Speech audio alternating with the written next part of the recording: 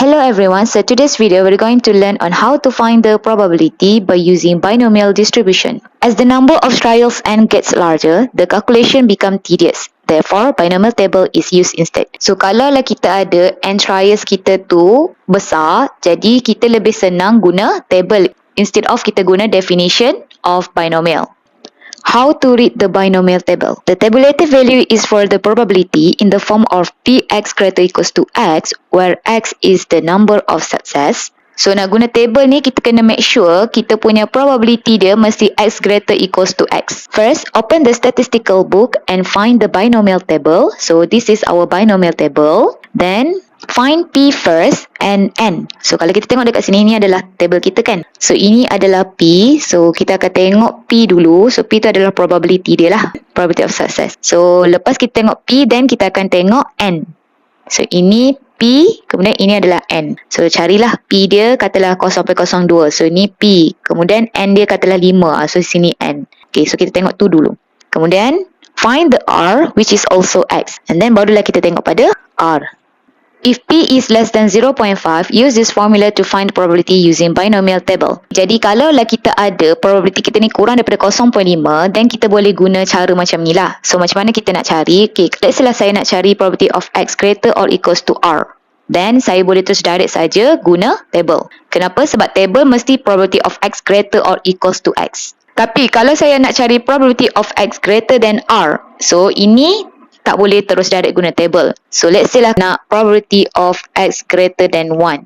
So nak guna table dia mesti greater or equal. Dan since binomial ni dia adalah discrete, jadi inequality sign dia sangat penting. Okay, so equal ataupun tidak kena consider. Jadi kalau saya nak probability of X greater than 1, maksudnya saya nak 2, 3, 4, 5. Betul. So means that saya nak probability of X greater or equals to 2. Okay, saya nak cari probability of X less than or equals to R. So, dia adalah 1 minus probability of X greater or equals to R plus 1. For example, saya nak cari probability of X less than or equals to 2. Okay, jadi kalau kita tengok dekat sini, 2, so kurang daripada 2 dan 2 tu termasuk. Means that saya nak 2, nak 1, nak 0. So, ini kawasan yang saya nak. Jadi, saya tahu total probability adalah 1. 1 tolak dengan PX greater or equals to 3. Sebab nak guna table ni dia mesti greater or equal. Jadi saya tahu total probability adalah 1. Kemudian saya tolakkan dengan yang 3 ni. So saya akan dapat kawasan ini. Kalau saya nak cari probability of X less than R, for example, saya nak cari probability of X less than 2. So 2 tu tak termasuk So sama juga, sebenarnya saya nak 1, 0. Ini kawasan yang saya nak. So means that saya tahu total probability mesti 1 tolak dengan PX greater or equals to 2. Sebab sini tolakkan dengan 2 kat sini, so dia akan cover lah yang ini. Kemudian kalau saya nak cari probability of X equals to R, for example, saya nak cari probability of X equals to 2. Exactly 2. So ini adalah 2, exactly 2.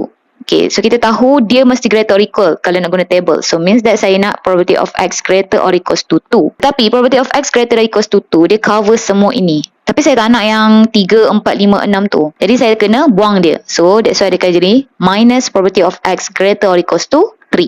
So saya akan dapat exact tu lah dekat sini. Let's say lah kalau saya nak cari probability of X between A and B inclusively. For example, saya nak probability of X between 1 and 3 inclusively. So kalau kita tengok dekat sini, sini adalah 1, sini adalah 3. So 1 dan 3 ni termasuk. Ini kawasan yang saya nak. Jadi kita tahu nak guna table dia mesti greater or equal. So probability of X greater equals to 1, dia cover everything. Yang 4, 5, 6 semua ni dia cover. Which is saya tak nak pun. So saya kena buang dia. Probability of X greater equals to 4. So sini akan jadi probability of X greater equals to 1 minus probability of X greater equals to 4. Kemudian kalau saya nak cari probability of X between A and B. For example, saya nak probability of X between 1 and 3.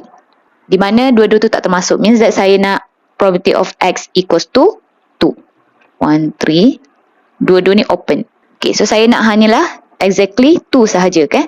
So means that this one adalah probability of X greater or equals to 2. Tapi greater or equals to 2 dia cover 2, 3, 4, 5, 6. Which is saya tak nak pun 3, 4, 5, 6 tu kan. Jadi saya kena tolak dengan PX greater equals to 3. Kemudian saya nak cari probability of X greater or equals to A less than B. For example, saya nak probability of X greater equals to 1 and less than 3. So kalau kita tengok sini 1, 2, 3. So 1 close, 3 open kan. So sebenarnya dia nak kawasan ini sajalah. Okay, jadi apa yang kita buat, kita nak guna table mesti greater equal kan. So dia jadi property of X greater equals to 1. Tapi greater equals to 1 tu dia cover 3, 4, 5, 6. Which is saya tak nak pun 3, 4, 5, 6 tu. So saya kena tolak dengan X greater equals to 3. Kemudian kalau saya nak cari probability of X greater than A less than or equals to B.